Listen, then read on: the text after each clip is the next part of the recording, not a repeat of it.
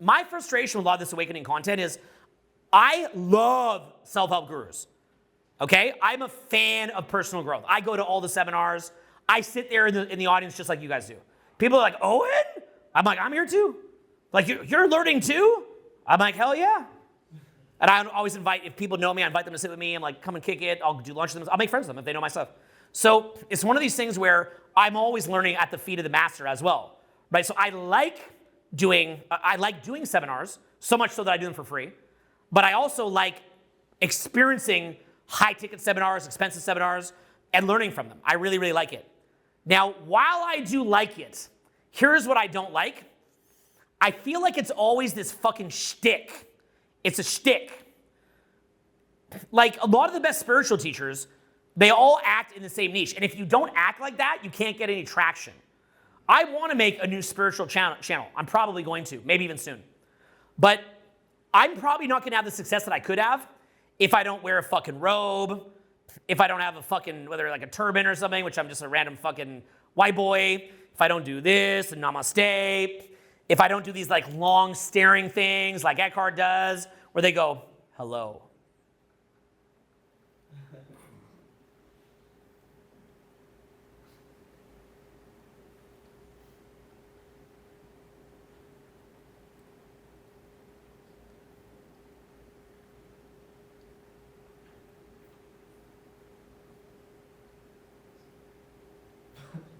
Owen, he's woke. Presence.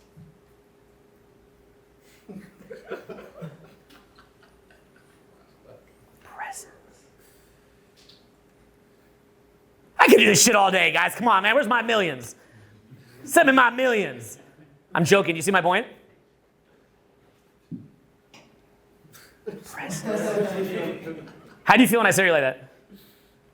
Weird. Yeah. I can do this shit all day, dude. You know?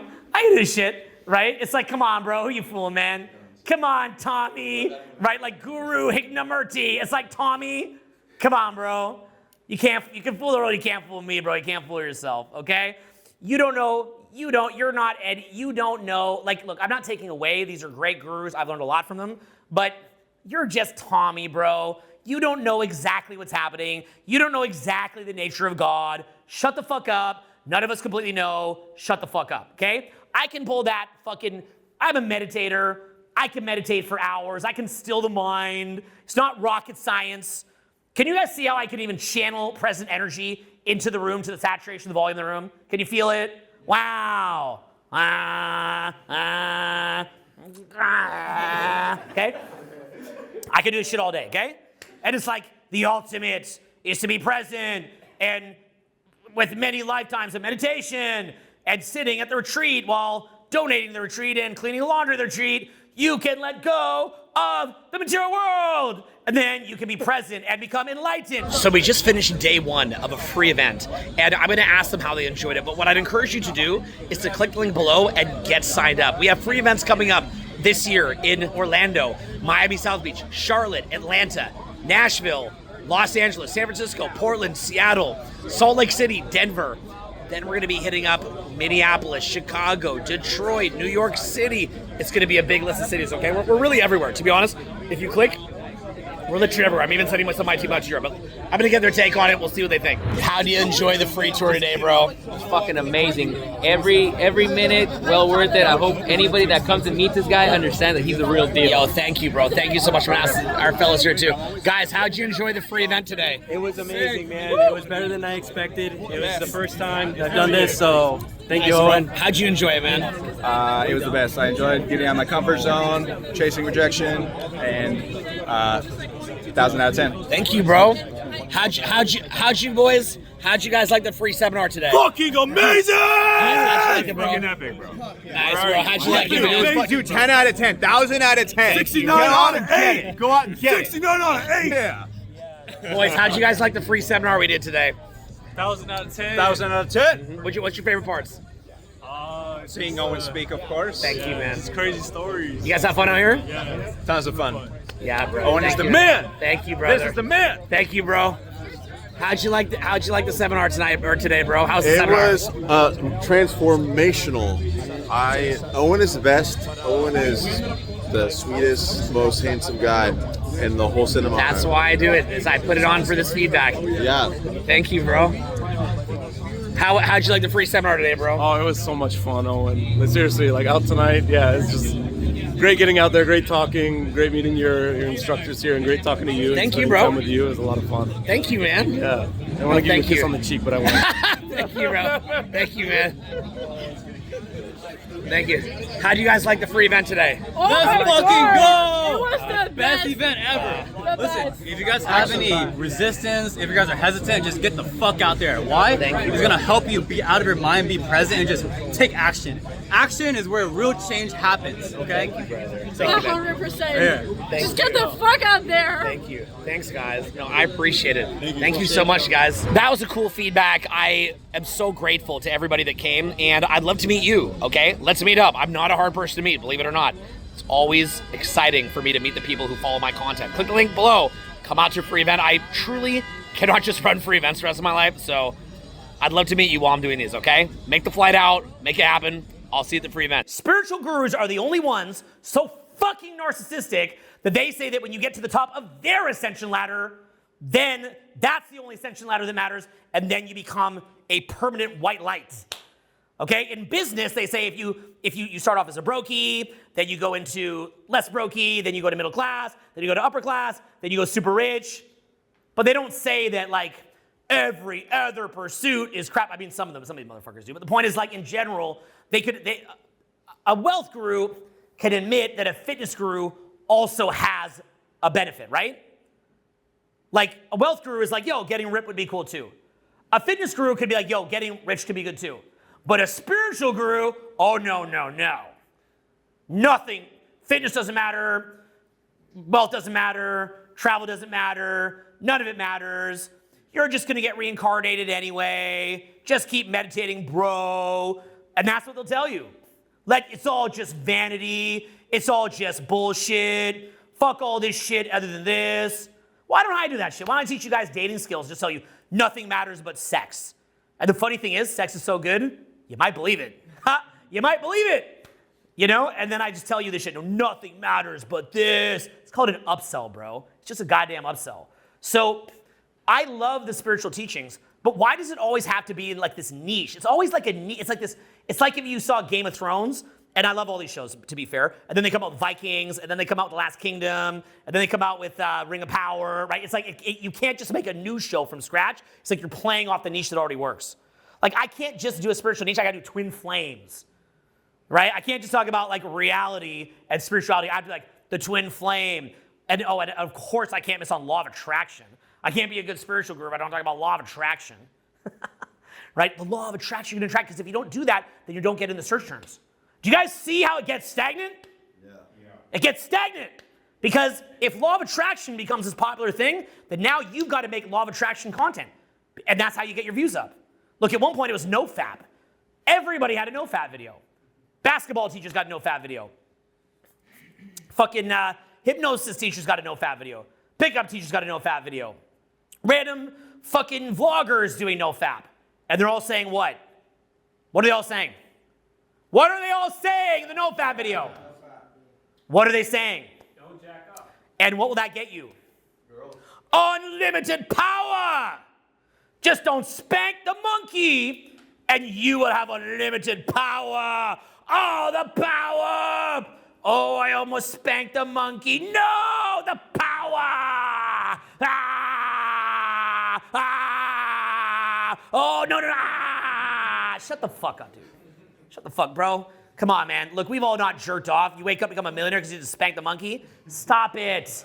Stop it. It just got big in the search engine, bro. Look, some people swear by it. There's people that are telling the truth. I acknowledge that. But it's not the fucking cure-all that's going to get you the riches, the girls, because you didn't fucking whack off, okay? Look, normal people don't whack off. You just got a little bit of backed up fucking spooge, okay? And then when you come later, there's going to be more dead cums in your cum. And then it's going to look like pudding instead of like a healthy mix of like fluid and a bit of pudding. It's just going to look like all pudding, okay? That's no fap. You're not going to grow a beard. You know these gurus make it really look like a fucking beard? You know what I'm talking about?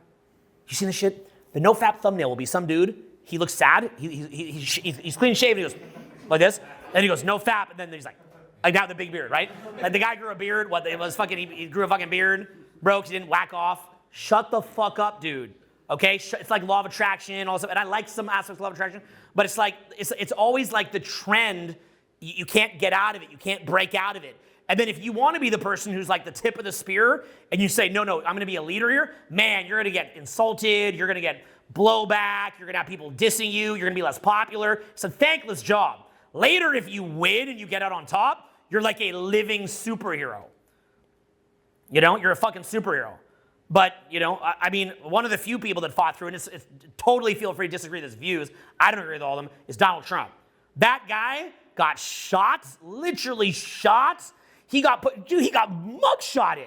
He got a fucking mugshot, bro. Dude, this shit's crazy. If that guy would not have won the presidency, where would he be right now?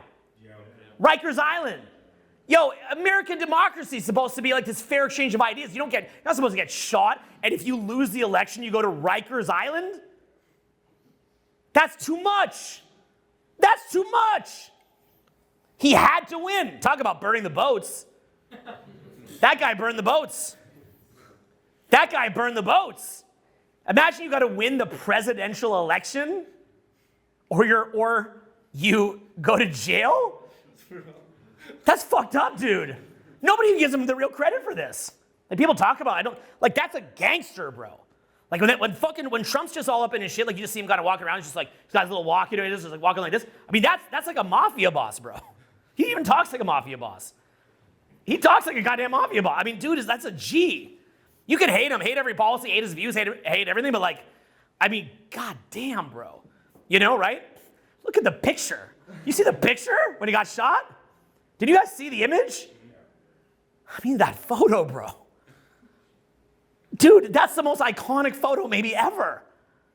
When I saw that photo, I was like, that dude's gonna win the election. Like, that was the sickest, you can hate that guy. That is the sickest photo that a man could ever take. There is never gonna be a sicker photo than that. Storming the beaches of Iwo Jima, putting up the American flag, iconic. There's some iconic photos. Tiananmen Square, like there's some seriously iconic photos. When's the last time you've seen this photo? Look at it, pull it out. Pull out the Trump assassination photo. Yeah, what's that? Yeah, like fight. Like Trump is, I mean, this thing, like assassination photo. Like, I mean, these photos, bro. Like, dude, are you kidding me? Oh my God, like, look at this. Are you kidding me? Are you kidding me? Like, and there's better ones too. Like, bro, like, are you joking? Are you joking? He's bleeding. The American flag is waving behind him. He's pumping his fist. Fight. Everything about the American spirit in one thing. That guy, his fame is just starting. And you can hate him. That guy's fame he's an icon of the most epic proportion ever. The painting knows it. The painting couldn't even survive the assassination attempt. Okay? The painting couldn't even survive it. Stop and think about it. Let's move to the back. Okay, so just put it in the back if you want. It probably fucking popped out. Okay, that's God. Okay? So look, I'm telling you, listen. Okay? Like, yo, do you guys understand? Do you see how he talks even? He's like, like this whole way he fucking talks is great. Like, who talks like this? Who even communicates like this? Like, how does this guy talk? Anyone imitate it? It's huge. It's fabulous. Like, I can't imitate it. Who can imitate it? Anybody? No one want to try? Okay. Come on, somebody try. You got to try. Let's make America. yeah, like, come on, bro. Like, who talks like this? Bro, he's a relic from a past age. It's true. He's from an era that you solved shit with a fist fight. You know, like you solved it like in a different way, right? When men were men, so to speak. So like the last couple men had to come in and fucking save the damn country. Like the last couple of guys are like, what the, like he's so in some ways it's good that older people die, including myself, because then like new views and attitudes can come in. But it's also good that some old, like curmudgeon-y old men stay around and be like, fuck this shit, right? Like just like, what, you shoot me? Fuck you, fight. Like, and we need a guy like that sometimes. You know, we need a guy like that sometimes. So it's like, look, when like you can hate Trump's, what he said, his policies, all that. But guys, when every single policy that he ever made is reversed, and they all will be, probably, right? They'll all be reversed, okay? When eventually the wall comes down and the whole country is different, okay? When all the policies are gone, when all the fights of the day are solved and then there's new fights and all that will be gone, there will only be one thing left, which is that even the Democrats may look to him as an icon because, guys, the better party, if you have like Republican or Democrat, it goes back and forth. That's what you guys probably don't understand. It's not, sometimes the Democrat Party is the better one. Sometimes the Republican Party is the better one. And it's never 100%. It's never monolithic. Like there's bad and good. There's wings of good, wings of bad, okay? So what does bad or good mean? It means, is it for the people or is it just for some bullshit fucking demon system, okay? And it's always gonna have, each side will have elements of cancerous and bad goop in it, like black goop, and we'll have some good parts, okay? So basically, like for example, I was not a fan of the Bill O'Reilly, like Bill O'Reilly, Mitt Romney conservative Republican Party. Does that make sense? Most people who didn't like the Bill O'Reilly, the Fox News conservative commenter, and who didn't like Mitt Romney, they were a little bit more Democrat at that time, right? And then those people, that same group now is a little bit more Republican. But I don't agree with everything Trump does. I want to be clear about that. I'm not in the cult. Okay, I'm not in the cult. But I think that we can, while not being in the cult, and not agreeing with everything someone says and even holding them accountable and speaking out against mistakes they make, at the same time, you can recognize that's some gangster shit. Like, can you name any more gangster shit? Deplatformed off everything. Loses the election. Gets shot. Multiple assassination attempts. Having his money in the hundreds of millions being bilked out of him. Do you guys realize how expensive this is for him to do this shit? This is literally like a royal family fighting it out in like a real fight to the death with other royal families to U.S. power. That's what America got to. Prison and death on the line to get elected, to be an elected government official? That pays what? That pays what? What's the pay for a president? For $435K a year, you guys like, that's not that bad, but when he has that much cash, look, there's other ways he can make cash. He's super famous now, so he'll be rich. He's older, guys. Do you guys realize how old this fucking dude is? He's old as fuck. Look, you guys are from Brazil, right? I keep forgetting. Who is from Brazil? Anybody? Where's Brazilian's version of Trump right now? 27 years in jail. Previous president, Bolsonaro. Maybe I got that number wrong. How about France's version? Who's France's version? Marie Le Pen. What's her situation right now, Marie Le Pen? Isn't she going to jail for 5 years? Some shit like that. Yeah. That would have been Trump. That's what they do. That's what they do. And Trump would have been worse. Okay? Not crazy? Yeah. You can't just vote for who you want. They try to take him off the ballot. You can't vote for who you want. Why did we get to that point? Because people don't give a shit. They say, oh, I don't like that. Accountability is only to the extent that people hold somebody accountable.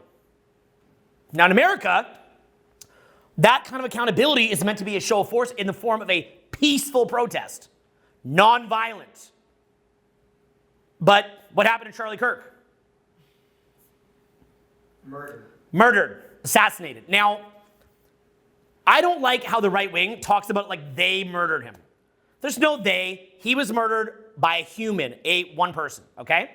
Now, whether or not that was through mind control or through whatever, it is what it is. But if you are putting out media messaging that somebody is literally Hitler, or like, there's a question of, like, if I ask you guys a question, as a thought experiment, would you assassinate Adolf Hitler as a baby if you could have stopped all those things that happened? No. Who here would say yes? Who here would say no? Yes. Okay.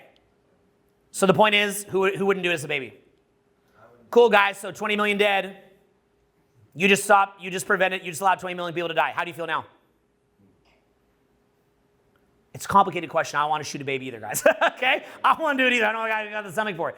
But the thought experiment, it's just thought experiment. What it leads you to is this.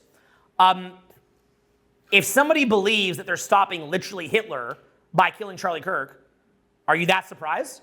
What do you think the assassin thinks he did? He thinks save the world, right? How about Trump's assassin? What do you think he thinks he's trying to do? So if your media is such that there's a coordinated media attack, you ever seen the coordinated media where say, we have to protect democracy, and it's like it shows every media saying the same thing? This is a threat to our democracy. Have you guys seen that video? Yeah.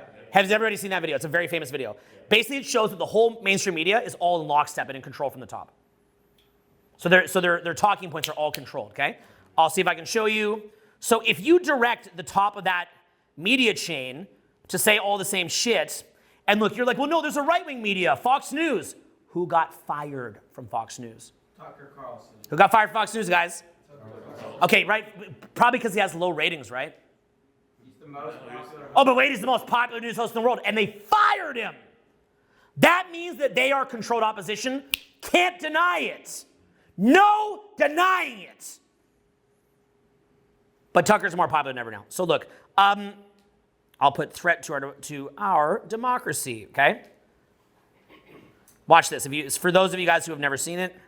Headley. And I'm Ryan Wolf. Our greatest responsibility is to serve our Treasure Valley communities, the El Paso, Las Cruces communities, Eastern Iowa communities, Mid-Michigan communities. We are extremely proud of the quality, balanced journalism that CBS 4 News produces. But we are concerned about troubling and irresponsible, one-sided news stories plaguing our country. The sharing of biased and false news has become all too common on social media. More alarming, some media outlets publish these same fake stories without checking facts first. the sharing of biased and false news has become all too common on social media. More alarming, some media outlets publish these same fake stories without checking facts first. Unfortunately, some members of the media use their platforms to push their own personal bias and agenda to control exactly what people think. And this is extremely dangerous to our democracy. This is extremely dangerous to our democracy. This is extremely dangerous to our democracy. This is extremely dangerous to our democracy. This is extremely dangerous to our democracy. This is extremely dangerous to our democracy. This is extremely dangerous to our democracy. This is extremely dangerous to our democracy. This is extremely dangerous to our democracy. This is extremely dangerous to our democracy. This is extremely dangerous to our democracy. This is extremely dangerous to our democracy. This is extremely dangerous to our democracy. This is extremely dangerous to our democracy. This is extremely dangerous to our democracy. This is extremely dangerous to our democracy. They're crying when I hear this. I'm so fucking upset. So fucking upset. Do you understand what these fuckers are doing? Okay? So the problem is that everyone's stuck on fucking TikTok and fucking drugs. They don't know what fucking planet they're on anymore. People died to build this shit, okay? People literally died to build this fucking country. Literally got shot at. And then what happened is it became so prosperous that everybody's just like, they're acting like a bunch of rich kids, just focused on bullshit. Infighting. There shouldn't be any infighting in this country. Okay, there should be debate, not infighting. Charlie Kirk said a lot of things that I strongly, vehemently disagreed with, but you knew that it was bad when he got shot because he's the free speech guy. He's the debate guy. Charlie Kirk, if you disagreed with him, would literally platform you to disagree with him. Charlie Kirk will platform you to tell him to go fuck himself. Do you understand that? He's the debate guy, the free speech guy. Hey, come have a debate. And what did that signify when they shot Charlie? Even if you hate everything he said. It doesn't matter if you agree or disagree with what he said. No free speech. It means, what is that a signal of? What does that mean? Why is it so important that we have open debate and free speech? What is the next step from no open debate or no free speech? What's the next step? So what that was a signal of was, it's no more time for talking, boys. Time for talking's over. What's that? Suppression. Yeah, now when you look at things like this, can you see why he gets shot? Yes. Right? So if you frame him as literally Hitler, it's like that guy thinks that look at the chat. Now that may have been a conspiracy. He might have not been the one that did it. Could have been someone else who did it. He might have been set up as a fall guy. I don't know. There's evidence of that as well. But and frankly, the conversation with his quote girlfriend, which I think was, I'll leave that alone. But basically, it's was probably created by. It looks like it was created by ChatGPT, if we're being honest. But what I'm saying is, I don't know. But let's just say that was really who did it.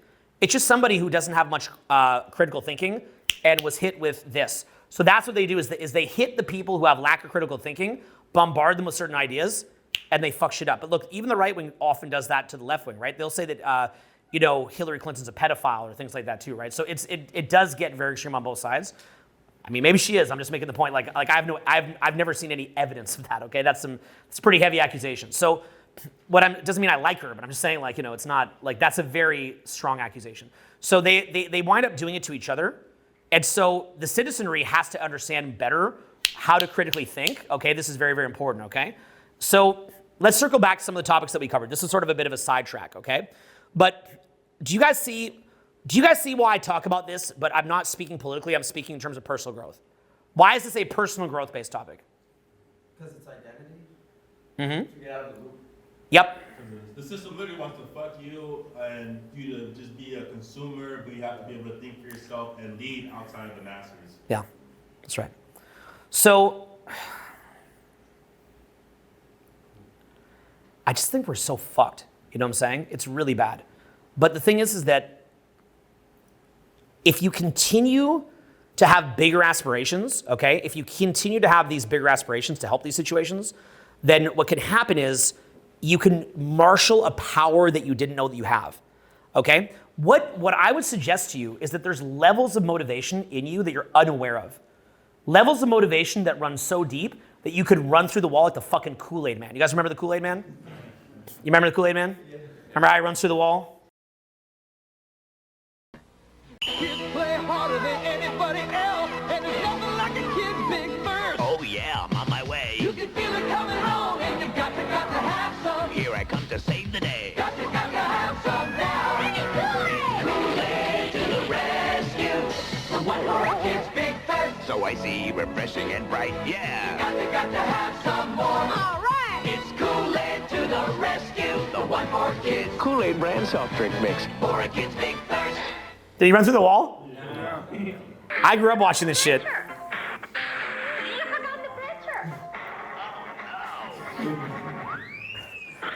Okay, I'm done. Okay, so, right, so you gotta be like the fucking Kool-Aid Man. You gotta be on some Kool-Aid Man type shit.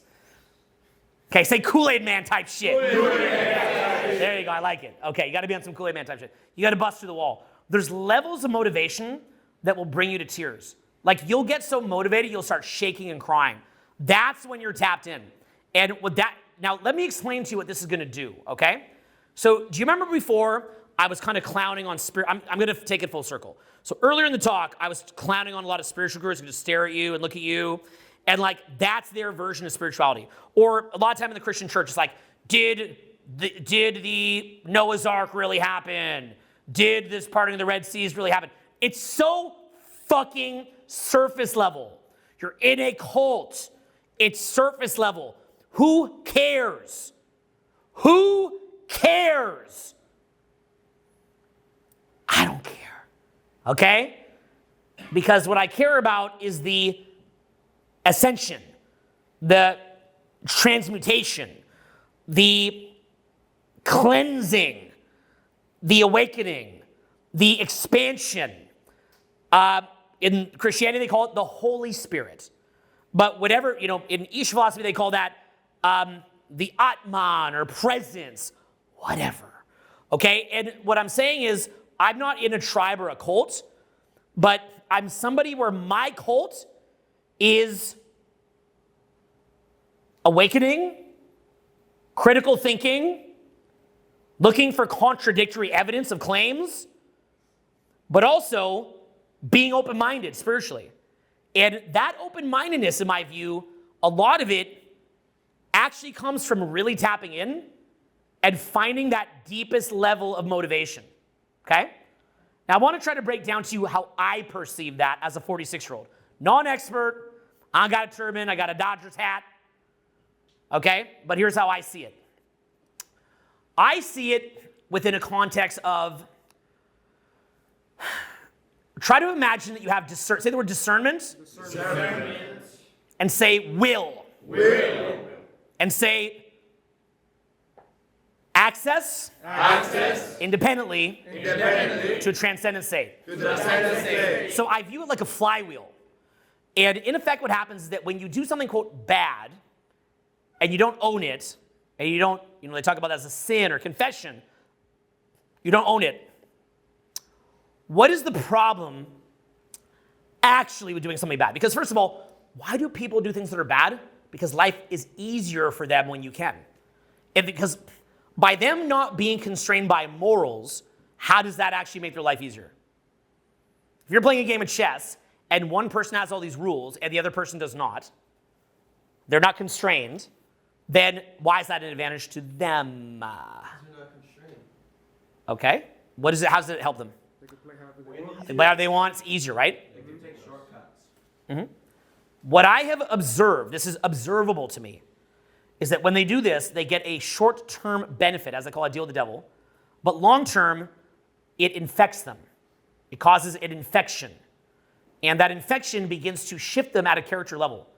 It's actually one of the most truly hellish things that can happen to a human. And I've watched this happen to many of my closest friends. People that I have been close with for years become unrecognizable to me. People who I no longer recognize. I watch people's character arc. I cry for them. I grieve for them because they're dead. Somewhere in there, like their little soul is enveloped with this octopus of demon energy. And it's very, very similar to the prequels in Star Wars, where Anakin says to Obi-Wan Kenobi, he says, I don't trust you. I don't trust you. You remember that scene? I'll see if I pull it out. I don't trust you. I think you're the one that's lying. They become like that. I've watched it happen. You brought him here to kill me. No. Let her go, Anakin. Let her go.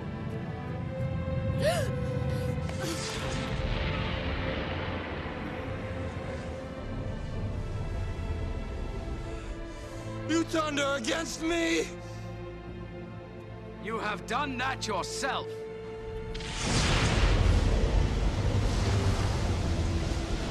You will not take her from me. Your anger and your lust for power have already done that. You have allowed this Dark Lord to twist your mind until now you have become the very thing you swore to destroy. Don't lecture me, Obi-Wan. I see through the lies of the Jedi. I do not fear the dark side as you do.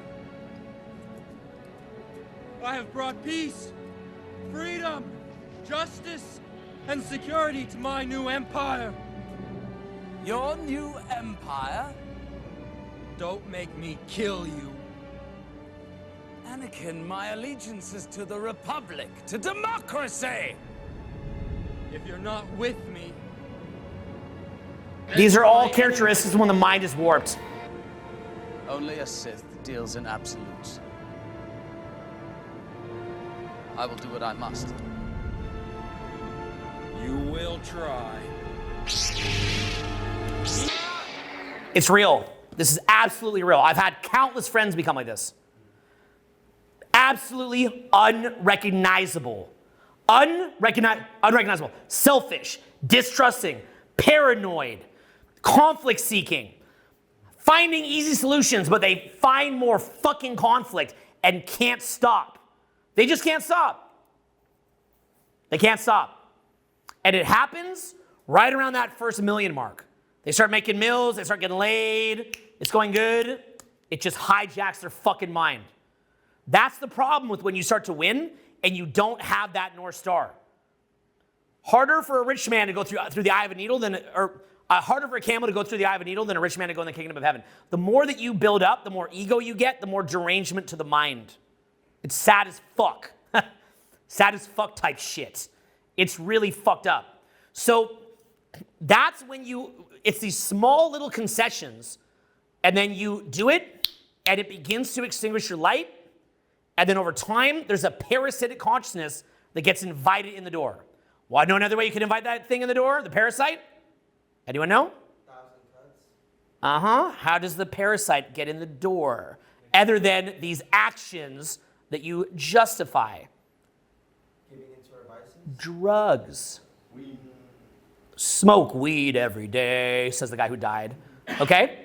So understand, it pokes little holes in the energy field, and the shit gets into you. It gets in there. When you know how to recognize it, you'll see it. It's obvious. It's as obvious as the sun going up or the sun going down. Obvious. Plain as day. You'll see it. But everybody's infected with this to some degree. And so what happens is we get attracted to things that waste our time. And one of those things that waste our time could be an argument or debate about Noah's Ark.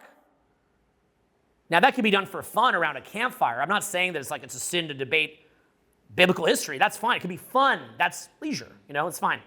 But every minute that you're spending debating this bullshit, you're not actually ascending.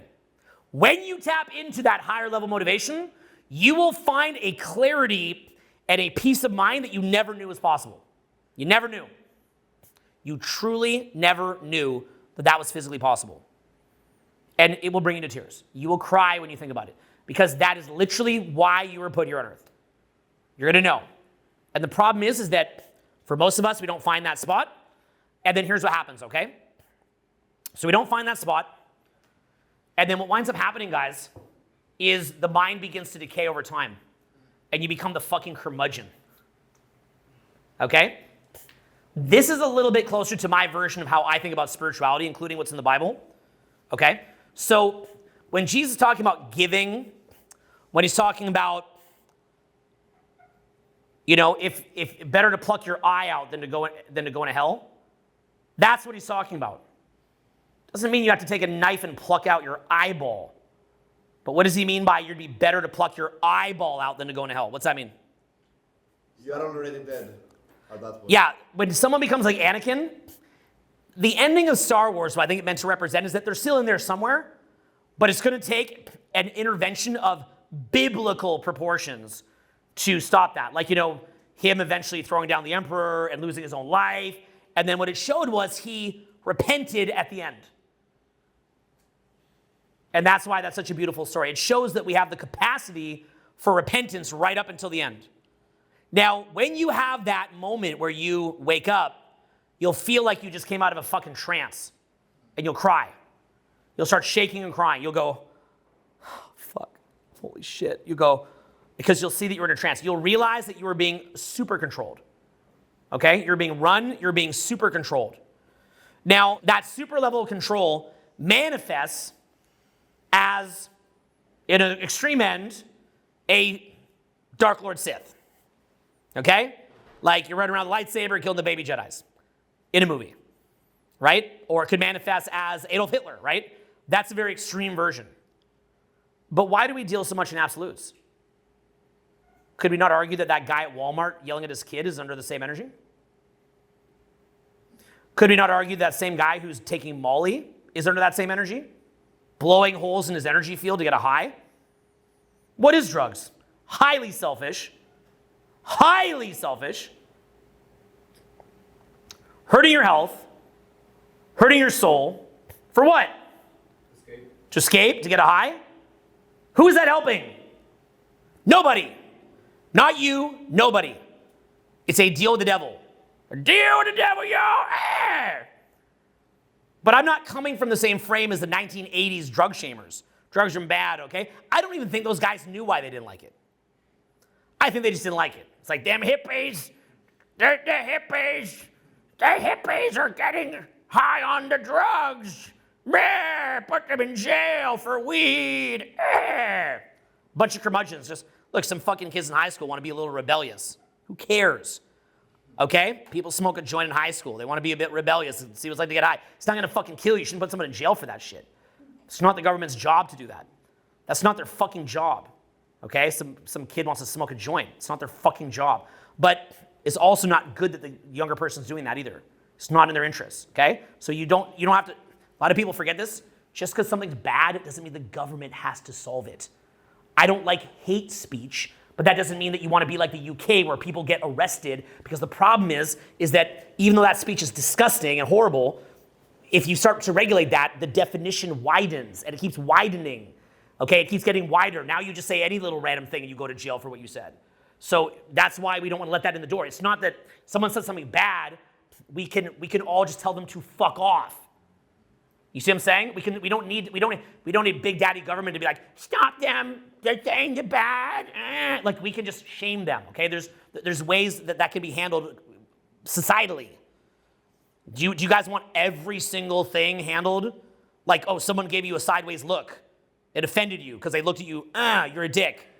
Do you guys want like a robot dog at every street corner? Like someone gave you a nasty look and then they're gonna go to jail? I mean, I guess it's kind of funny to think about. But then what if your sideways look gets misinterpreted and you go to jail for it, right? So you don't want that shit. So you don't need the government to involve every little fucking thing. So anyway, spirituality for me is more the ascension that occurs via your purpose here on earth that you will not get to by meditating only and exclusively. You will not get to by talking about Noah's Ark. You will not get to by joining a religious cult.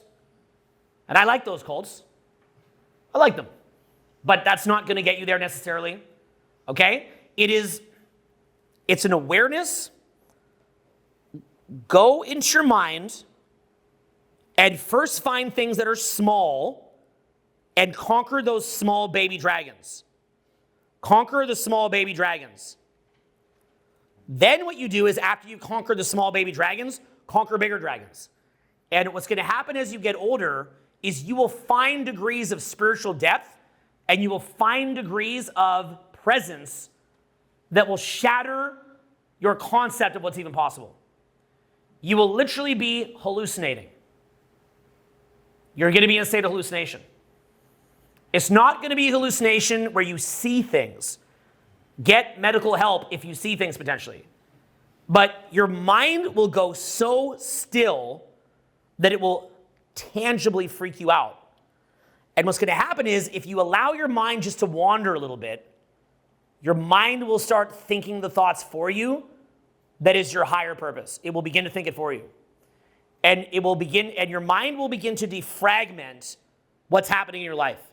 It'll start to put these scenes even from childhood in front of your life and show you where you're traumatized, show you how it's affecting you, and it'll start releasing it for you, okay? You'll see these things, these knots just go like that, right? And it starts creating more space for presence. And then what'll happen is you'll have these different thoughts. And some of the thoughts will be very self-centered, right? And then you'll have that thought, and you'll feel that you're losing the bliss. You'll feel yourself losing this peace that you have, okay? And then you go, no, you'll go, no, that's not it. That's not me. You'll start to recognize, that's not me. Say, that's not me. That's not me. And then what'll happen is you'll begin to shape the thoughts a little bit. And you kind of just let go a little bit. And then the thoughts will start to be, I have to do this. You'll start to feel, I have to do this.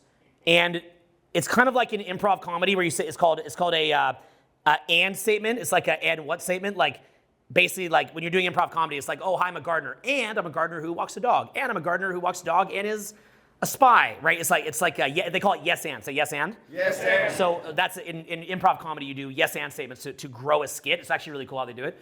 Your brain will go into a yes and mode, and it will begin to yes and all these different things, and it will begin to expand. You'll see this kind of expansion that's happening. And as the expansion happens, you'll feel your will beginning to sharpen. You'll feel your will as being previously diffused, and it will come into focus with discernment. The discernment will bring it into focus, and it will sharpen your will, and you'll see what it is that you need to do. And what will happen is the mere act of executing on this after will bring you so much peace and centeredness, but also it brings you discernment. So if you look at Anakin Skywalker where he's lost his discernment, you'll begin to be able to read the energy behind things and get a better sense of what things are a lot more easily.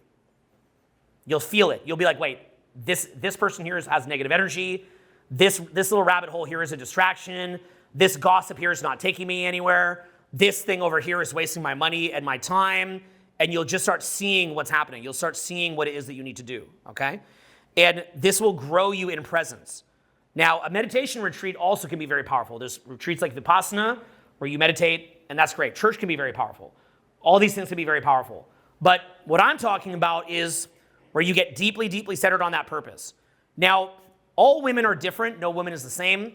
And I do definitely believe that some women are more traditionally masculine in their constitution. And that's why I'm a big fan of original OG feminism, the original feminism, because if I had been born as one of those women who had a bit more of a traditionally masculine constitution, that's how I was born, I would not want to be shamed for that maybe I want to make $100 million. There's some women that are more gangster than dudes. Absolutely. Fuck yeah, they are. Any day of the week. I'll take them 10 days on 10. But for a lot of women, what is one of their major purposes that is like truly a deeply, deeply rewarding purpose that they may have? To bring life at the highest of levels. We as men don't do shit. What, you have your corporate job and your HR boss? That is nothing compared to childbirth. So what happens then when a woman is not going to get, and by the way, the pain of childbirth is put there for a reason. That's very cleansing. Just like the pain of entrepreneurship is very cleansing. Entrepreneurship has caused me more pain than anything I could tell you. It's excruciating. But what is pain? Pain is cleansing. And pain is, repeat this after me, weakness. Weakness. Leaving the body. Leaving the body. Okay, it's weakness leaving the body. So pain is necessary. And what is it that allows us to go through that pain is our higher purpose. That allows us to go through that pain and to make meaning out of that pain. Without that meaning, and if all you have is weed and TikTok, then all that you feel is, this sucks, I hate this, all I feel is the pain, I don't like how I feel right now. This doesn't feel good.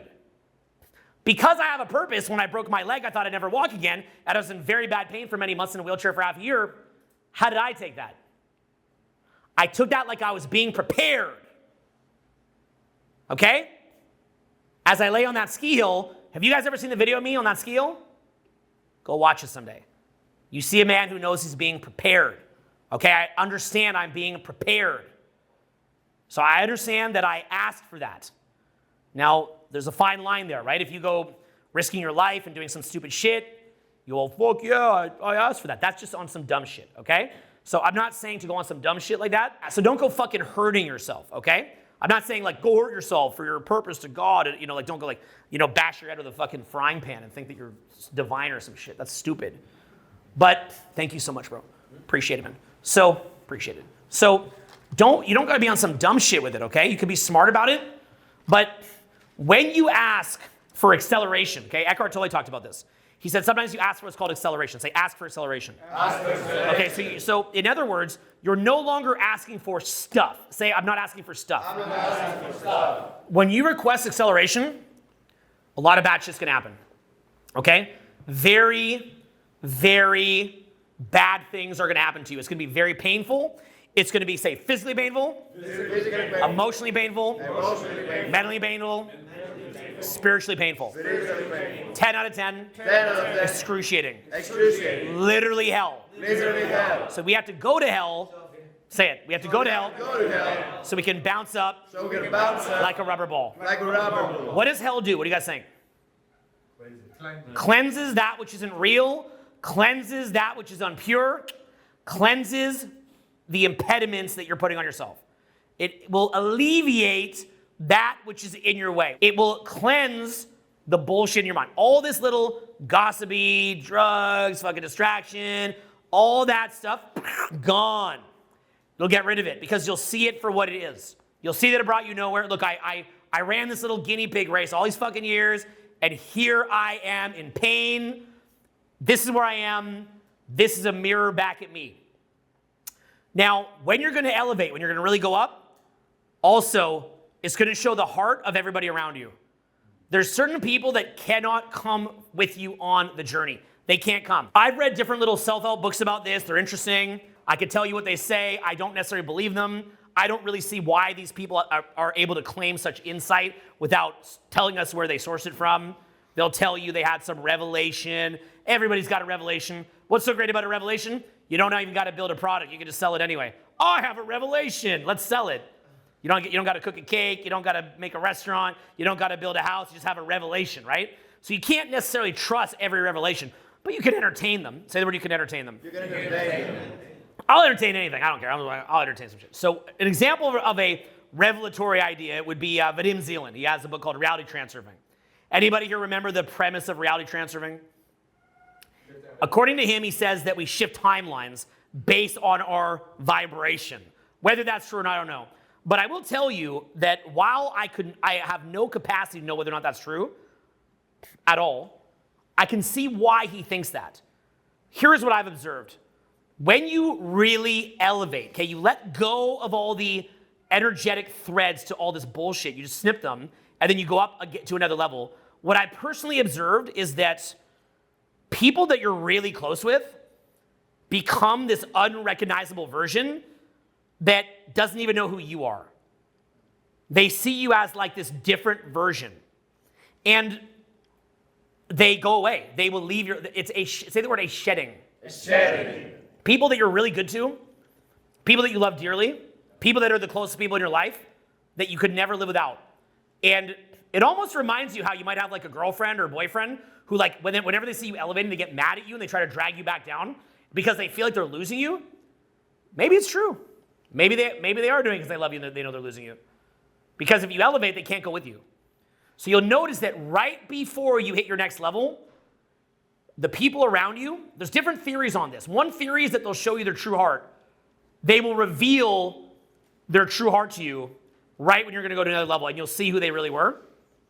But another theory would be that you've entered into another reality tunnel, and it's actually a different version of them. And literally, there's a version of you in another reality that is still with them having fun right now. And so, whatever the case, I don't know. And anyone that tells you they know is lying because they don't know. I promise you guys they don't know. I've looked for this. I've circled the world 10 times looking for absolute knowledge and somebody who can tell me exactly the truth. And all I've ever found is a lot of interesting shit to entertain. Okay? And I'll entertain all of it. I think it's all great. It's all really interesting. I have a curious mind. I love to entertain different ideas. I don't know. But what I'll tell you is that with those ideas as a model for how the world may be, whether that is God elevating you and then them showing their true heart to you, or you entering another reality tunnel, another timeline, in which case they are not a part of that timeline. Either way, what I've learned is let people go quickly if it goes in that direction. Like, I'm at a point where I could have like a 3-month love affair with a girl where we fuck and we have fun and everything's great, and then they just turn into a fucking demon, and I'll just let go. I'm good. Like, I'm like, okay, we're good. Bye. Like, see you later. I'm not even mad. Wish you the best. And I just move on. I could have guy friends, business partnerships, whatever. If I see it going in a weird direction, I'm just like, okay, I guess we're moving up. And I move on. And that's what I've overall seen repeatedly. I'm okay with it. But I can often look at video footage, because see, I've shot a lot of videos, right? So I've shot videos of friends.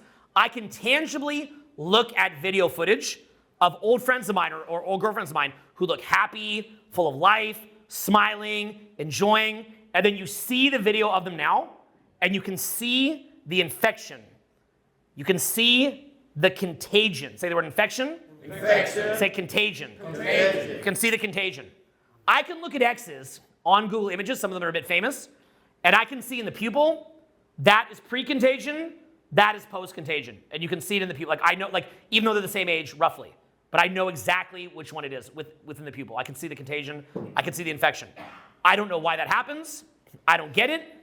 I think maybe what it could be, another theory, is that if you're presented with the opportunity to move up and you say no, you get extra fucked in the ass. Extra fucked in the ass, extra fucking punished. Because what I've seen happen to a lot of these people is a punishment worse than death. I would never want to have that happen to me. Losing your discernment, losing your will, being operated like a fucking puppet. Let me tell you another thing too. Everyone in this room most likely would fold under pressure. I'm sorry to tell you that. I'm not trying to break rapport with you. I'm not trying to sound better than you. I've been in many different situations where the pressure got hot, and you'll see when the pressure ramps up, you will, under the test of your relationship, like your relationship under strain, you will watch as they go, as like all these chains that you built, all these different relationships go bing, bing, bing, bing, bing, just all the chains start breaking. Look, Ty Lopez, I'd go to his old parties. Ty Lopez had some problems with the SEC. And I personally think it's bullshit, but I'll just leave it at that because I don't know. But I personally I just don't believe that. I don't believe it, but I don't have factual knowledge. I just don't remotely believe it. And I think everybody on his ass are going to look dumb later. But I don't know. I just can't see it. I just don't see it. Guy's rich as fuck. He doesn't need to take any money. It just doesn't add up. It doesn't make any sense. It just doesn't make any sense. But Maybe I'm wrong. I don't know. It just doesn't make any fucking sense. But who knows, right? I don't know. But it just doesn't make any fucking sense. So I can't make any sense of it. But anyway, so Ty would have all these fucking parties. And because people are prisoners of the moment, right? They're like, oh, prisoners of the moment. They dogpile you. But it'll be funny, right? Because people will be going to his parties on their hands and fucking knees, his dick metaphorically in their fucking mouth to get in his parties. And you watch those same little fucking snakes that would happily go to his parties, dogpiling him on the internet, talking shit on him. Huh, that's funny, bro. I didn't see, when his dick was in your mouth last month, I certainly didn't see that. You fucking snake. Okay? I didn't see that before. People just aren't down for their friends anymore, bro. It's fucking weird. But you'll see that when you're under pressure, you will watch people pop and crack in ways that you can't imagine. Like they get a little bit of pressure applied to them.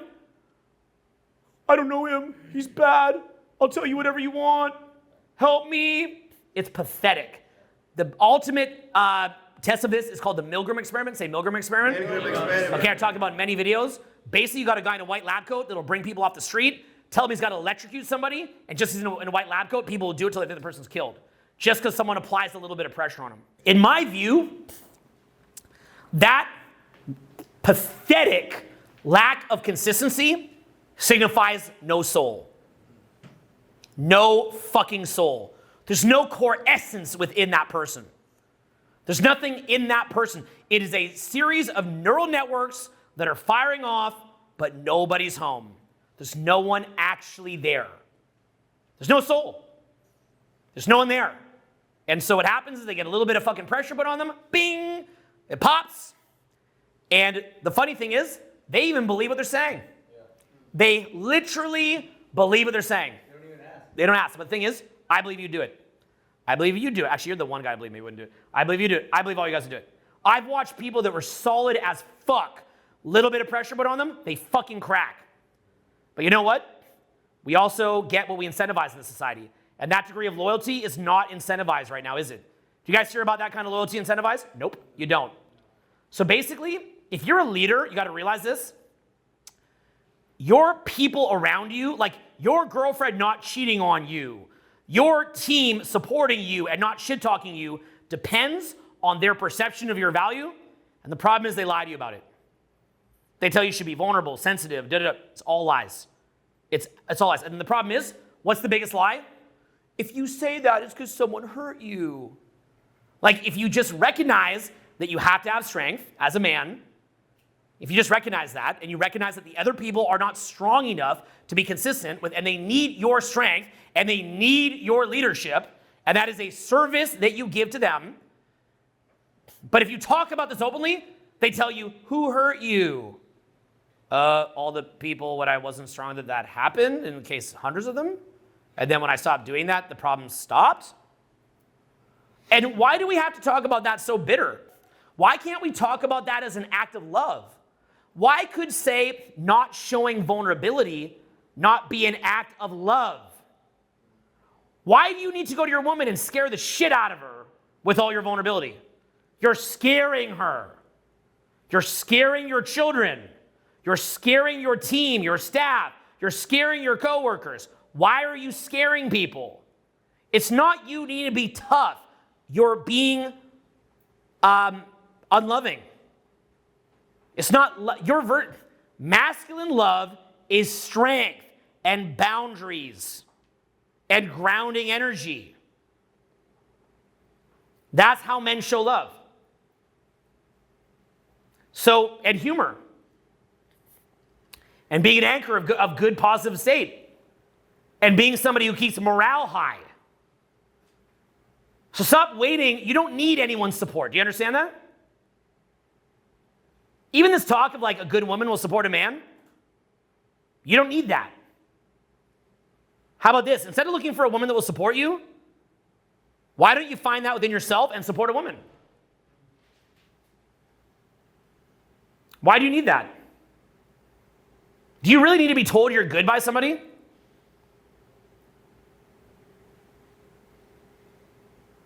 Whose opinion should matter whether or not you're good? Your own.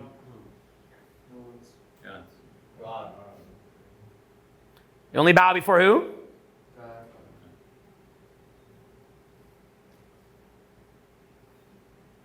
How do you know if his opinion's good? Word. He knows every head on our hair. Or hair on our head. Created us. So he knows our path. The way you know is what I talked about earlier. Discernment, reading the word and aligning that with what you feel. It's when you get so fucking aligned that you could cry. It's when you go really, really, really deep in your purpose to the point that like nothing could stop you. Okay? You become the Kool-Aid man. Remember I talked about being the Kool-Aid man? When you become the Kool-Aid man, look, I haven't been sick in 14 years, right? It'll happen eventually, okay? At some point, after I talk shit about how I never get sick, I'm going to go to a seminar, I'll be sick, and I'll be really mad. People go, oh shit, the streak's over, right? I'm like Cal Ripken Jr. from the fucking, the baseball, right? Where he's the Iron Man. I haven't been sick in years. At some point, it may happen. Now, I take a lot of good supplements, herbs, and I'm sure that helps. I do sauna, I do cold plunge. I get natural sunlight in a small doses, consistently, grounding energy, feeding the dirt. Why am I really never sick, if we're being honest? Purpose. I think personally, if I was guessing, it's that deep, deep, deep alignment that I'm able to achieve at times. I don't live in that space. I wish I did. Wouldn't that be great? I'd love to report to you, I've lived in that space. I have lived in a space of complete alignment for fucking 15 years. Yeah, fuck off, dude. Okay?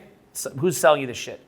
But because I'm able to get there, I have what you might call a spiritual practice where I'm able to get there from time to time, okay? It's usually when things are going bad, for being honest, right? It's not when things are going good that we get deeply aligned, is it? Eckhart Tolle says you can become enlightened in a private plane or in a prison cell, like solitary confinement. Where are you more likely to be enlightened, though? So what is the purpose of pain, then?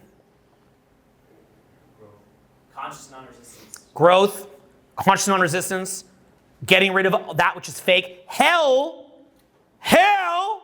is designed to get rid of that which is fake. So we get rid of that which is fake, realign, and come back stronger.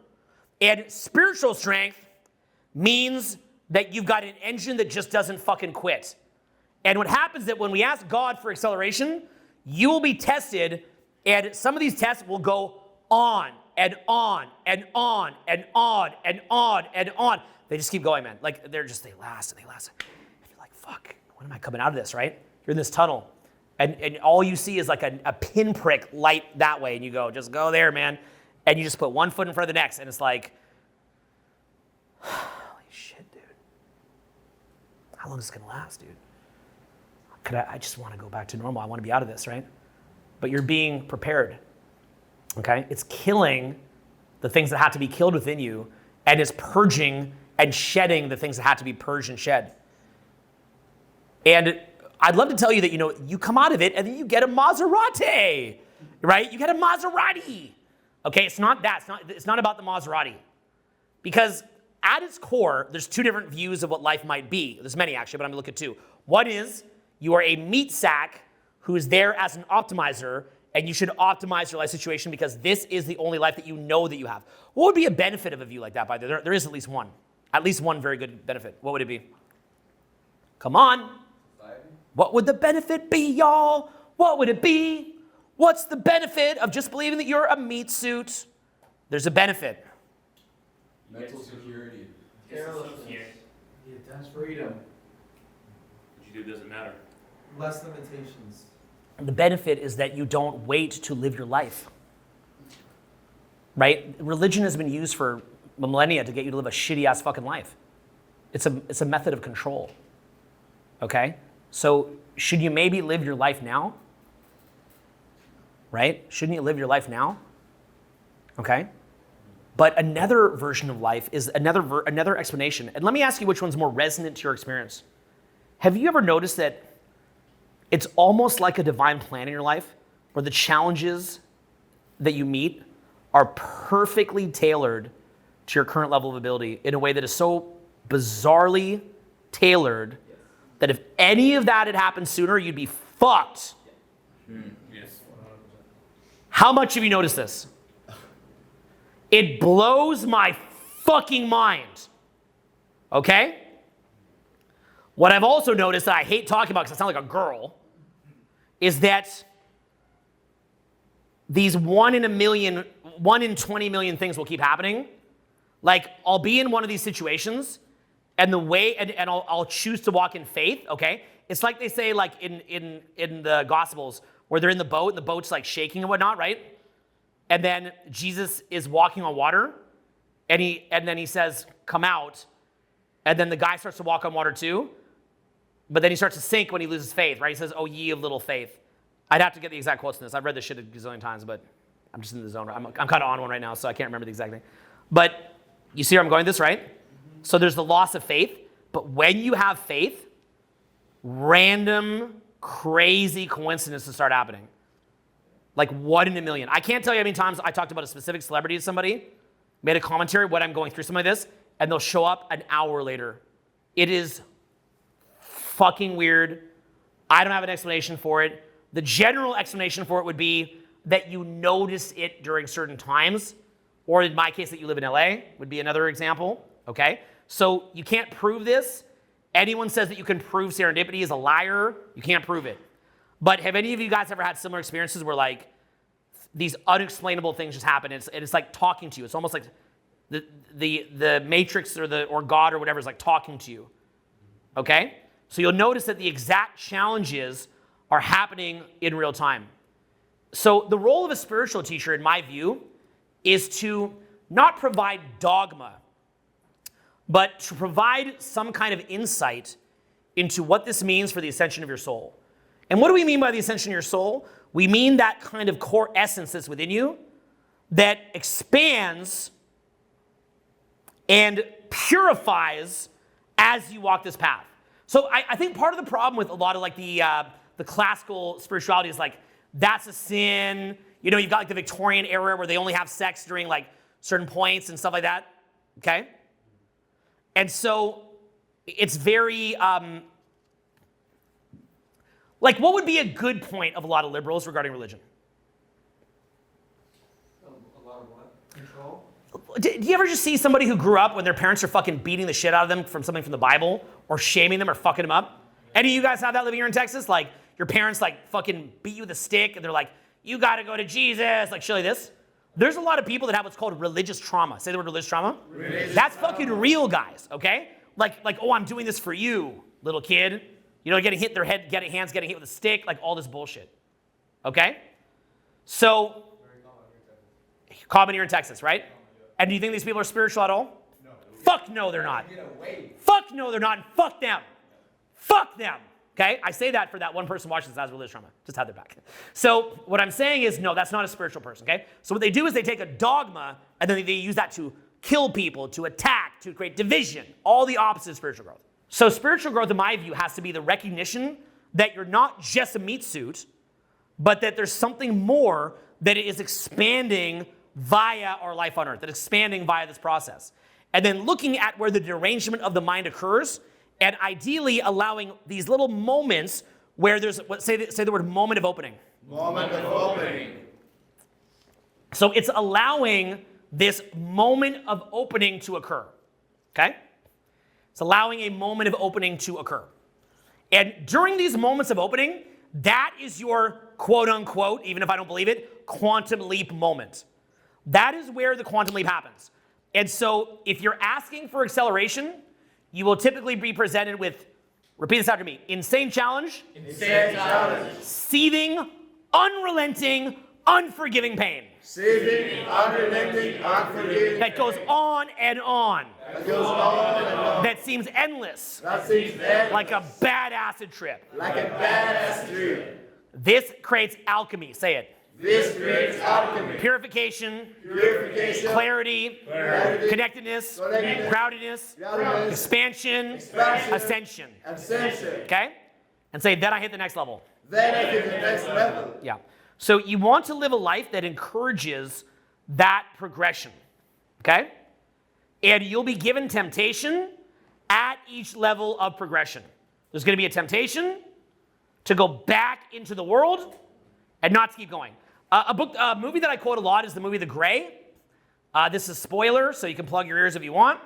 But basically, the movie The Grey is that Liam Neeson and his friends crash land, I believe in Alaska, and these wolves are chasing them. Wolves would probably never chase, try to kill that, by the way.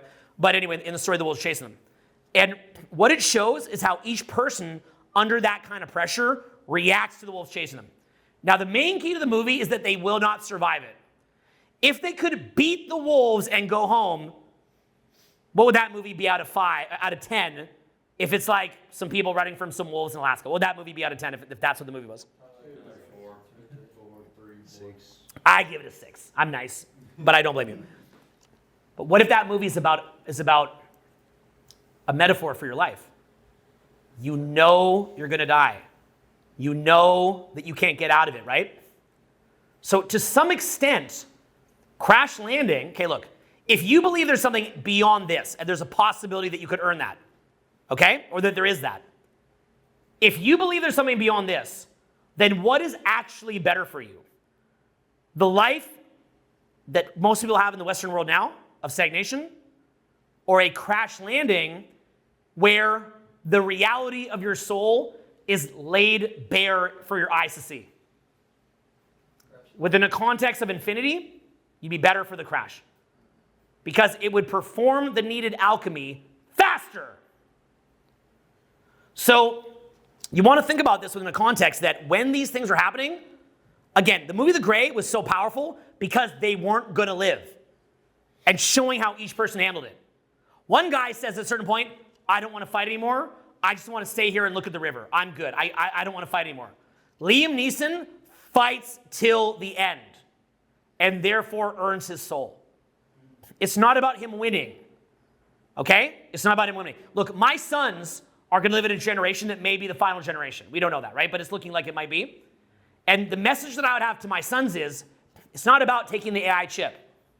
It's not about taking all these things they're going to try to put in you and do to you. It doesn't matter if you die. What matters is that you fought to the end. It doesn't matter if you won the war or lost the war. What matters is the fight itself. That's it.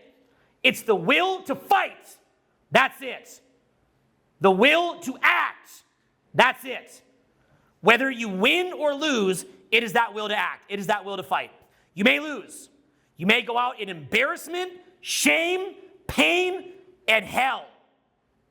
But it's the will to act that is going to matter beyond anything else. Nothing else is going to matter at all. Okay? We talked earlier today about motivation. Remember I told you I can teach you how to motivate you? You thought that first bit was pretty motivating, right? There's layers to motivation, motherfucker, right? You see what I'm saying? This is some advanced level motivation, some transcendent motivation. So there's levels of motivation. Now, is the real reward this kind of motivation? You get a Maserati. Yeah. Maserati. Patek Philippe, y'all, diamond, y'all, bling, bling. I wear this shit just to show people that I got it. I'm not sucked. I got this shit that you think you want is a joke to me. That's why I wear it. Almost to mock it. So if you see that, okay, Osho would have like 90-something Rolls Royces just to mock it. People are like, no, he needed the Rolls Royce. He doesn't need it. This guy doesn't give a shit. Look at him. Doesn't give a fuck.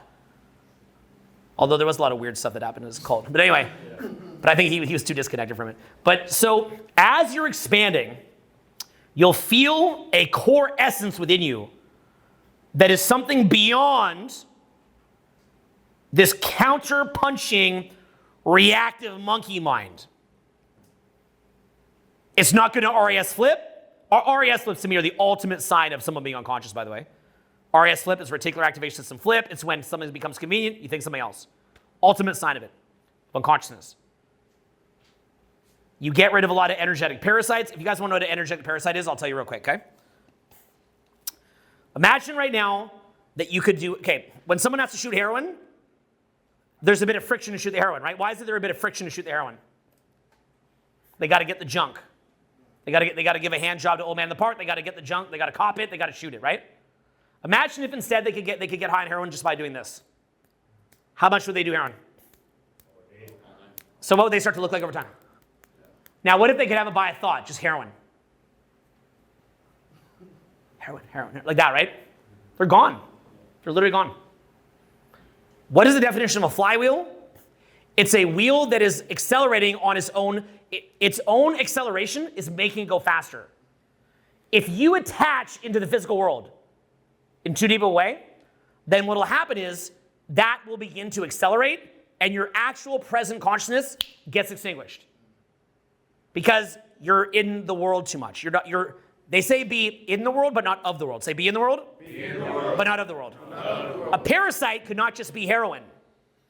A parasite could be any form of ego or attachment that is running you. It could be an emotion you're addicted to, like negativity and conflict. Could be victimhood. But it's a real parasite. You can see people that are parasitically infected. The flywheel has gotten so fast. What is the only way for them to break that? There's only one.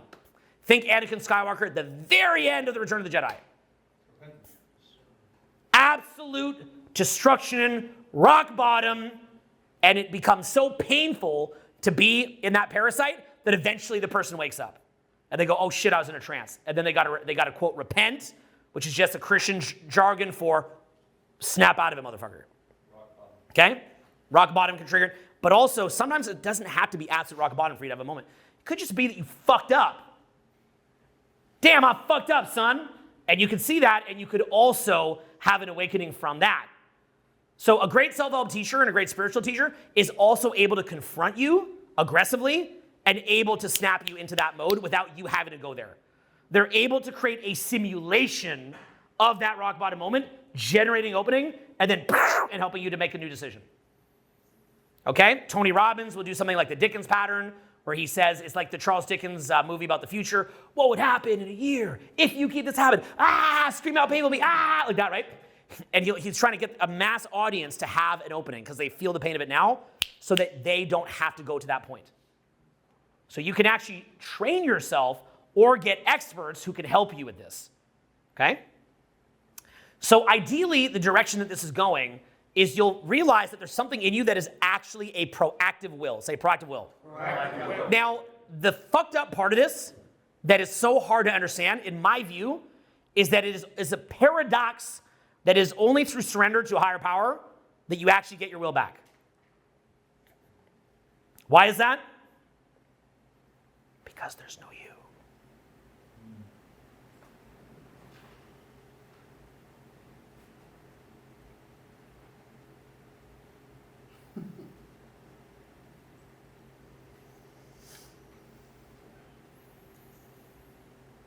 You're not there. You don't exist. Your tricks. You don't exist. You've always known it was true.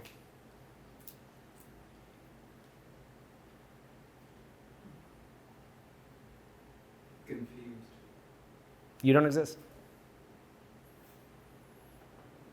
Watch this, okay?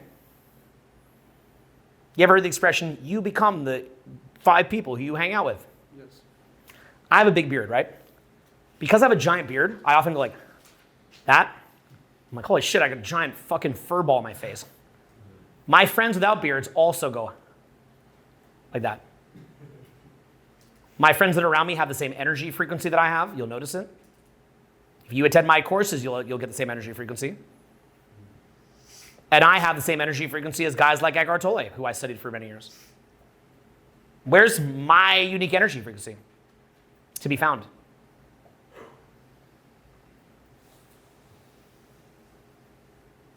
It doesn't exist. Are you saying that we're just a collection of others? Yell it louder. Are you saying that we're just a collection of others? We are very much influenced by our friends, even by the food that we eat. If you just consume bad shit all the time, you will begin to physically look in a way like that and have the energy of that. The TV that you watch, the foods, herbs, supplements that you take, the environments that you're in. You move to inner city Detroit, what are you going to look like? You grow up in inner city Detroit, you think you'd be the same version as you are now? Fuck no, you wouldn't be the same version you are now. It's not that you don't exist. It's that you're built in the image of your creator. So if you're an extension of your creator, that doesn't mean that you're God. You have to take a new age perspective. I'm God. Bro, you took a giant shit last night. You're not fucking God, okay? Okay? You're not God, bro. But what are you? those little things that shot out were still this. They're not this, okay?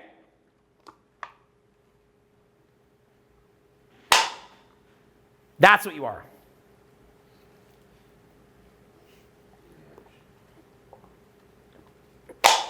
See it?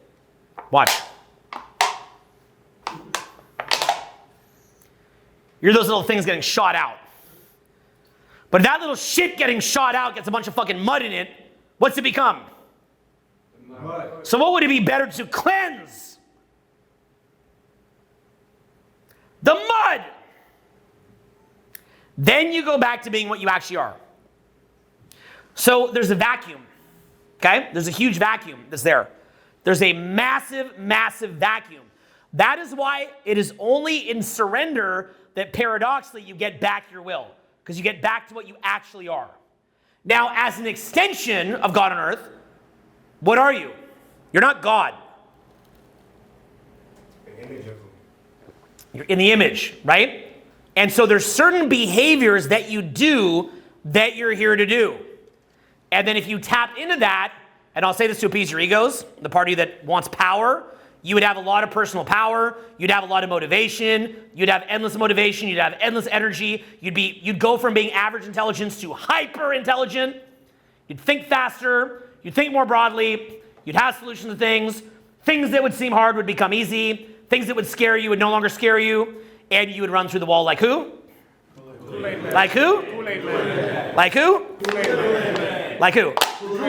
Yep, like the motherfucking Kool-Aid man, right? So then, is it really about what it is that you get? Or is it like, what's better? Say the Kool-Aid man runs through the wall, right? And then he goes in there, he eats a chocolate bar. What's more fun, eat the chocolate bar or to run through the motherfucking wall, be the Kool-Aid man? And to bring the Kool-Aid. Not only do you get to run through a fucking brick wall, you get to bring the Kool-Aid, bitch. Right? So maybe you go in there and you get paid $1,000. But what's more actually fun? $1,000, maybe you can buy a shirt or a purse, whatever, or to run through the fucking wall and be the Kool-Aid man. And to bring some Kool-Aid to people. So it's who you're being in that process that, repeat this after me, money can't buy it. Money can't buy it. So I've had the unique experience of living in Hollywood Hills, living in LA. I've had money, I've lost money, I've had money, lost money. But all the while, I've been around people that are ultra wealthy. And what I can tell you is, being around the ultra wealthy, you feel pity for them. Because ironically, by being given all that cash, it has fucked them. And you'll also see it when their girlfriends look at you. Their girlfriends will meet you, they'll look you in the eye, and they'll go, "You're what I thought he was. I always thought he was this thing, but I knew he wasn't. And it was you." And he'll see that his girlfriend's wet for you. And that's a fucking hell of an experience. Because you're looking at some like rich kid, for example, and his girlfriend can't see him the same. His diamond chains, he didn't earn. You're first generation rich, diamonds, watches, that's spoils of war. That is the booty from a fucking war. You're a Native American. You went to war. No. You come back. You get your feathers. What's that mean? That I earned it. You earned it. But what if you just got given the feathers? I wouldn't be the same. It means nothing. And what if because you've been given that, it disorients you? It takes you out of your natural ecosystem. It takes you out of what you're meant to be. Do you guys see how society distracts us from these truths? I'm not saying have the truth, but like these general ideas. Okay, so you guys see how society distracts us from it? Yeah. With AI coming, metaverse coming, and things getting, quote, easier, what may happen to society? There's no more resistance. No more resistance, which means what? Which means unconsciousness. Which means the derangement. Which means the derangement is permitted to come to this level of reality, which means hell on earth. An entire world of derangement. An entire world where the things that were meant to wake us up are gone. All because we had no idea what life was. All because we believed life was something that it wasn't. I thought I was going to die before. When you're on your deathbed, you're not going to care about all the toys. Nothing's going to matter. I promise you, I thought I was going to die. All that you'll care about is the love that you put out there and your legacy and what energy you put into the world. That's all you're going to care about. All you're going to care about is how you contributed to love and the awakening of humanity. That's all you're going to care about. And you're going to feel ashamed of every unconscious thing that you ever fucking did. And I know that because it happened to me, and it continues to happen to me because I'm not fucking perfect. But I don't need to be perfect because I understand I'm on a journey. So I'm not trying to be perfect. I'm just trying to take each next step. So I understand that I have limitations. I understand that I'm stuck in certain ways and that I need help in certain ways, and I get that. And then I seek out that help, and I also try to just continue to learn, and I'm not rushing anywhere.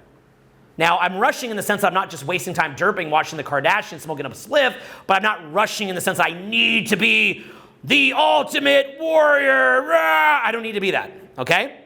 And that's the problem even with words like enlightenment. Even the word enlightenment in spirituality has an egoic connotation. My favorite word for enlightenment is retard, or full retard.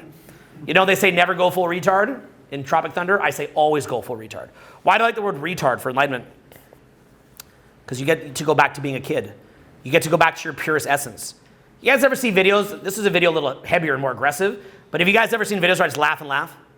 Having fun, joking around, being an idiot over the years? That to me is actual enlightenment too. Why does enlightenment have to be this thing where you go like this? Why can't it be laughing till you cry?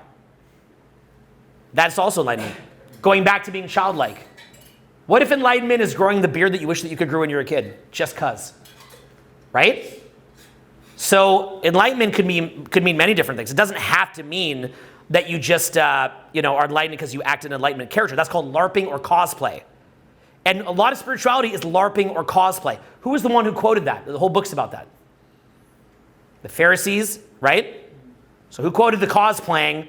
Cosplay is where you dress up in a costume and you like act like a anime character. Jesus, right? He accused the religious elite of doing religious cosplay. They're just putting on a fucking ceremony, but they're not actually really elevating, okay? So what Jesus said was that it's not about how much you are doing what's called performative spirituality. Say the word performative spirituality. Performative spirituality. It's about the transmutation of your heart. It's about the transmutation of your heart. It's about the transmutation of your soul. It's about the transmutation of your soul. Okay? So, and what this sort of process does is it allows you to tap in more. So when I'm doing little transmissions like this, okay, what I'm doing is I'm connecting to that, and then what's happening is I am able to maintain a lot of energy as I go, okay, and I'm able to get a little bit more dialed in and get a little bit more to the core of things is the way I experience it, okay? So I'm trying to get to the core. I'm trying to drill into the core with you guys, and I'm trying to give you revelation of what's happening to you. And I don't have a perfect metaphysical understanding of everything. I don't know what it means when a tsunami hits Thailand and 250,000 people die. I'm not trying to say that that's good for them, okay? Or a little girl gets, her dad accidentally backs up his car and she dies under the car, and stuff like that actually happens. And I find that spiritual people want to give an explanation for that. I don't have one. I wish I did. I wish that would fit in my little theory. So I don't have complete information. But you want to know who else doesn't have complete information? Everybody. Nobody has it. Okay? But it's a paradox between understanding those elements, those brutal realities, versus also seeing these other levels of awareness play out in your own life. And watching how in your life, the challenges that come at you are perfectly tailored to what you need. And so there's an expression, repeat this after me, you can either get bitter or you get better. So in other words, you either retreat and contract into these situations, you RAS flip, you blame other people, you escape the pain, and you don't step up. In which case you go into derangement and you become like Anakin Skywalker. Anakin couldn't accept God's plan that his wife might die, and he wanted to keep her alive. He could not have non-resistance. He resisted, he fought it, he thought he was trying to help, it deranged his mind. Some of us try to achieve immortality here on earth. We resist the journey that God has planned, acceptance of death is actually the acceptance of life. Absolute acceptance of your death is life.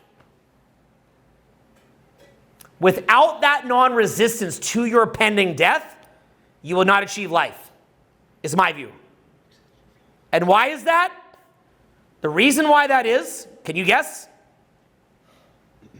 Why did this? Just keep you paying attention. I know it's a long speech. So why is it, focus on it. Is this urgent? It's about what you were saying. No. Okay, good stuff. Why is it that acceptance of our death is what brings us life? Because you value something only when you know you can lose it. That's part of it. What else? Because you're, what's that? Let go of attachment. What else?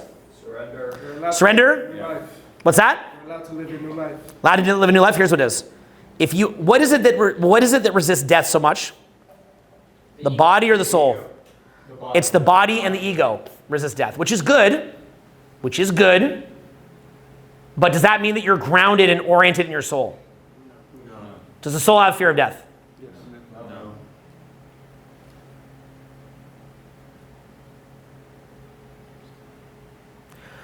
Also, if you're so scared to die, like when Anakin is scared for his wife to die, what is he in resistance of? If he's going to kill little baby Jedi to stop it, what's he in resistance of? He's in resistance of God's plan, which means he's unaligned to God. So remember when I said you go into the forest, you get isolated, and you tap in? What are you doing? What are you tuning into? North Star. Okay, you're tuning in, right? You're a North Star. So you've got to have that North Star. You've got to tune into it. And then if you can tune into it, that's going to give you the real power. And that's what's going to give you the real will, because you have no will.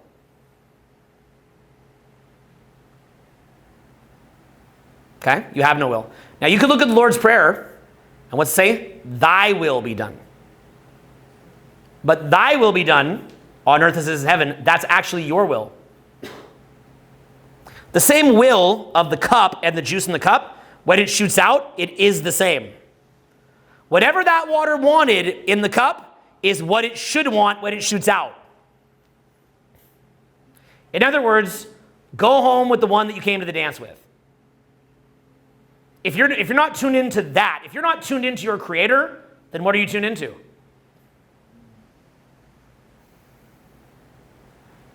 Bullshit. Derangement. And you'll see this derangement become escalatory in people who tune into it. And then the more they get and the more things go well from that space of derangement, the more it fucks them up. And they think they're winning and they're being taken for a fucking ride.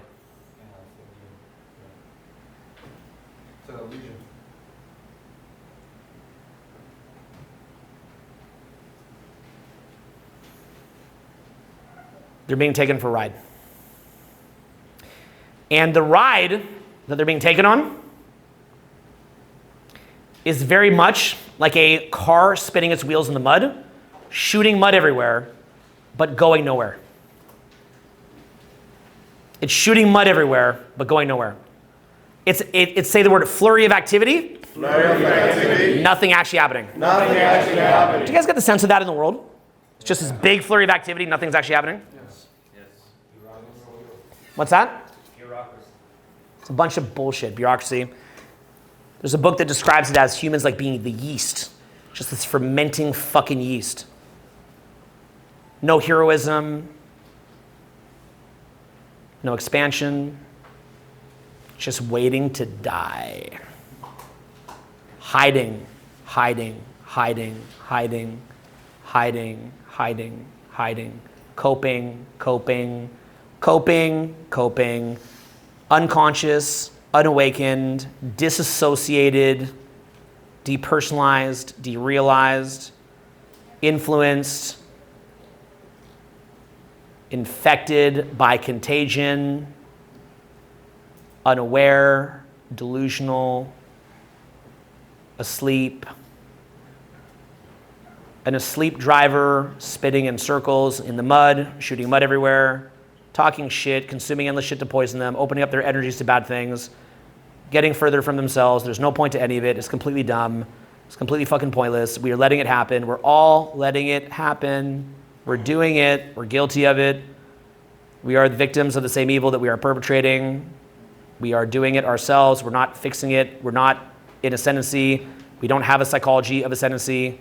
We don't believe it can change. We think that the momentum's out of control. We think that we can't change any of it. We think that we think we're at the effect, not the cause. We ignore our actual ability to influence. We ignore our ability to influence ourselves. We ignore our ability to influence others. We allow our society to unravel. Our women are brainwashed by TikTok, fourth wave feminism, which is like not the good one. There was a good one at one point. They're believing a lot of bad things about guys. People are out of control. People hate their country. Division. Political polarization. Lack of vision. Lack of psychology of ascendancy. Communist country like China having more psychology of ascendancy and we got next than we do, which is crazy. We're the fucking best. We should own that. What the fuck is that? Spread freedom in the world, not accept that communism exists. We should do something about people being enslaved, but we should also unenslave ourselves, okay? So these are things that we have a capacity to influence. We actually do. Do not deny your power. You have more power than you realize. Tap in. You're capable of more. You can do more. It's not about what you get, it's what you give. You should get things too. You should get a lot, but you should also be able to give a lot. You should have a lot of energy moving in general. You are capable of which you do not know that you're capable of. You will do great works in your life, and that will give you the true happiness. You will run through walls like the fucking Kool-Aid man. We are a family. We love each other. We're all humans. Every one of us in this room is related. I'm literally related to you. I'm literally related to you. I'm literally related to you. We all come from the same background. We all love each other. We all have potential. We can do great things. We have a capacity for growth. Nothing can stop us. Literally nothing can stop us but ourselves. We are the only ones who can stop ourselves. We have unlimited, incredible power. We are literally birthed in the image of our Creator. We have to have gratitude for that. We have a great opportunity. Life is an opportunity. Life is a gift. There's incredible things that can come from life. The things that can happen are beyond your wildest dreams, who you could become, what you could do, what you could accomplish, what you could experience, what you could feel, the bad things that you could feel, that you could grow through, embracing the opportunity fully, absolute embrace to everything that life presents to you, knowing that it is called there for you, knowing that you have non-resistance to God's plan, expanding, growing, being grateful, loving your life, waking the fuck up, and creating the Human Awakening project that we all have to be a part of to have a shot for a better future. We have to do this for ourselves. We have to do this for our children. We will not get out of this. It is the 11th hour. We will pull out because we have to. We are proud to be human beings. Yes, we have flaws and bad sides, but there's so much to be proud of that we have. We need to get back to that. We need to mainstream that. That has to go mainstream. I'm probably not the one to do it. I'm a little bit more of like the visionary person type of character, and there's many other visionaries too. But there's people that can connect that to a mainstream. They need to be rallied. The people need to rally. The sleeping giant needs to wake up. I love you guys. I believe in you guys 100%. Because I got to. Because I got kids. And my kids are going to depend on you. And your kids are going to depend on me. And your kids are going to depend on my kids. And my kids are going to depend on your kids. Okay? So thank you for listening, guys. I love all of you. And that will be the end of today's transmission. Thank you very much.